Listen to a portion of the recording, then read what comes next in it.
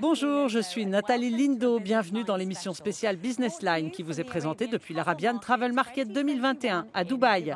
C'est le premier événement à se tenir en public dans le secteur de l'industrie du voyage depuis la pandémie. En 2020, la taille du marché mondial du voyage et du tourisme s'est réduite à 1 270 milliards d'euros. Mais il devrait augmenter cette année pour atteindre 1 400 milliards d'euros. Et des événements comme celui-ci montrent que le secteur est prêt à se remettre de l'impact du Covid avec la réouverture des frontières. Cette année, le salon du marché du voyage apporte un nouvel élan au secteur du tourisme dans le monde arabe, un indicateur positif pour l'industrie. L'essence du tourisme est le face-à-face, la connexion personnelle et professionnelle. C'est pourquoi il y a tant d'appétit de la part de l'industrie. La densité et les règles de distanciation sociale limitent le nombre de participants à 11 000 dans les allées. Cet événement est le premier pas vers la reprise et nous sommes optimistes. Nous pensons que les choses iront certainement beaucoup mieux. 2020 a été très difficile pour nous tous, mais cette année, nous espérons être de retour. Et bien qu'il n'y ait pas autant de monde que les années précédentes, le sentiment général est positif et plein d'espoir. Nous allons montrer à l'industrie du tourisme que c'est le bout du tunnel. Et à partir de cet été, les voyageurs du monde entier seront de retour. Les 18 derniers mois ont été difficiles pour le secteur et de nombreux hôtels de Dubaï ont résisté à la tempête en ciblant le marché intérieur. Il y a eu un impact financier pour toutes les entreprises des environs. Et ce que nous avons vu dans la période de transition, c'est qu'il y a eu une forte demande de la part de la communauté locale. Nous avons eu beaucoup de séjours à l'intérieur du pays. L'Arabian Travel Market 2021 a mis en avant Dubaï en tant que destination sûre pour les événements internationaux de l'industrie, mais aussi en tant qu'acteur clé pour façonner l'avenir du secteur du voyage et du tourisme dans un monde post-pandémique.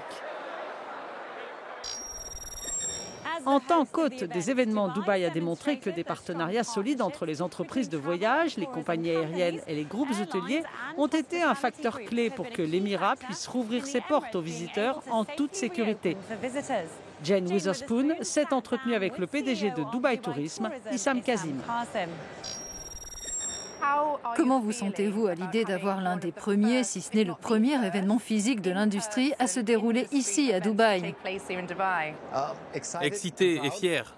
Je pense que c'est juste le sentiment de tous les efforts qui ont été mis en place par les secteurs privés et publics pour s'assurer que nous pouvons avoir un événement sûr qui puisse effectivement se produire dans l'industrie qui nous passionne tant. L'année a été très difficile au niveau mondial. Comment pensez-vous que l'industrie a fait face à la crise du Covid? Je pense que d'un point de vue local, ce que le gouvernement a fait ici et que j'ai trouvé brillant, c'est la façon dont il a rapidement mis en place un mode de confinement pour s'assurer que la sécurité, y compris l'aspect hygiène, reste d'une importance capitale. Compte tenu du fait que Dubaï a toujours été, ou que les Émirats arabes unis ont été classés parmi les 3 pays les plus sûrs au monde, la situation du Covid a ajouté une couche supplémentaire qui devait être vraiment prise en considération. Le confinement nous a donc donné l'occasion de nous occuper de l'assainissement de toute la ville et de nous assurer que nous gérons les allers et retours à notre domicile pour les besoins d'urgence de tout le monde, de sorte que tout cela a également été maîtrisé. Cependant, en parallèle, la ville a rapidement développé de nouvelles politiques et procédures pour s'assurer qu'une fois les choses ouvertes, nous pourrions revenir à un mode de vie aussi normal que possible. Quelles sont selon vous les solutions post-pandémie les plus importantes et celles qui seront spécifiquement adoptées ici aux Émirats et en particulier à Dubaï? Je pense que les choses dont nous devons nous assurer, ce sont les tests PCR, qui feront partie intégrante des voyages pendant un certain temps. Les masques aussi. Et ce qui est bien, c'est la surveillance mutuelle du port du masque à Dubaï. Les gens ont tendance à oublier que nous sommes une ville dont environ 80% de la population n'est pas d'ici et que ces 80% sont constitués de près de 200 nationalités différentes, de cultures différentes, de milieux différents. Mais tout le monde travaille si bien ensemble pour s'assurer que si vous avez oublié votre masque sur votre menton, ils vous diront « Excusez-moi, pouvez-vous le remonter ?» Le programme de vaccination est l'une des plus grandes campagnes jamais lancées. Dans quelle mesure est-il important qu'elle soit adoptée au niveau mondial et que les gens veillent à ce qu'elle soit mise en œuvre rapidement? C'est sans aucun doute l'avenir des voyages après une pandémie. À l'avenir, plus les pays se feront vacciner, plus les individus se feront vacciner. On parle de passeport de vaccination ou de passeport d'anticorps. Les gens vont pouvoir dire « ça y est, je l'ai eu, je l'ai reçu ». En plus d'être l'un des principaux moteurs de l'économie mondiale, l'industrie du voyage est très importante pour le bien-être des gens, pour leur morale. Voyager, c'est aller voir de la famille, partir en vacances. Je suis tout à fait d'accord avec vous, parce que ce que nous avons fait pendant la première période après le confinement, lorsque nous avons commencé à mettre en place ces nouvelles politiques, nous ne voulions pas encore nous ouvrir parce que je pense que les marchés mondiaux n'étaient pas encore prêts. Donc ce que nous avons fait, c'est que nous avons lancé en mai une campagne de tourisme intérieur, parce que nous savions qu'il y avait un peu de cette anxiété refoulée, que les gens étaient frustrés de rester entre quatre murs.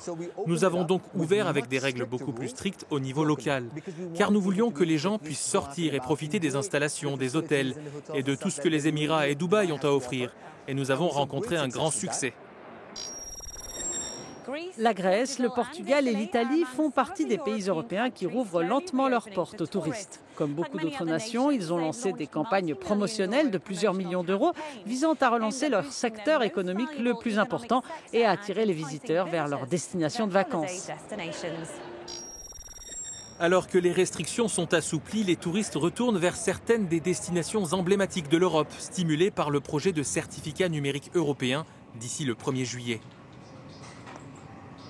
L'objectif, c'est d'accepter les personnes vaccinées venant de l'extérieur de l'Union européenne avec un vaccin reconnu dans l'Union européenne. Le tourisme est le principal moteur de l'économie grecque, représentant environ 20% du PIB. L'année dernière, l'industrie a chuté de plus de 75% en raison de la pandémie.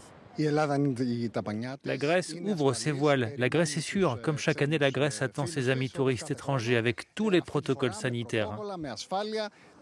L'Italie a perdu 121 milliards d'euros en 2020 à cause des restrictions sur les voyages et le tourisme. Mais les visiteurs ont commencé à revenir. Tout le monde nous avait dit que c'était très bruyant et qu'il y avait beaucoup de monde. Là, c'est vrai que c'est assez calme et le surnom La Serenissima, ça prend tout son sens, quoi. On se sent très bien ici parce qu'il n'y a pas trop de monde. Le certificat européen doit encourager les voyages et sauver les emplois de millions de personnes qui dépendent de l'industrie du tourisme. Cette édition de Business Line touche à sa fin. Retrouvez-nous la prochaine fois pour un résumé des plus grandes histoires d'affaires et d'investissement du monde. À bientôt.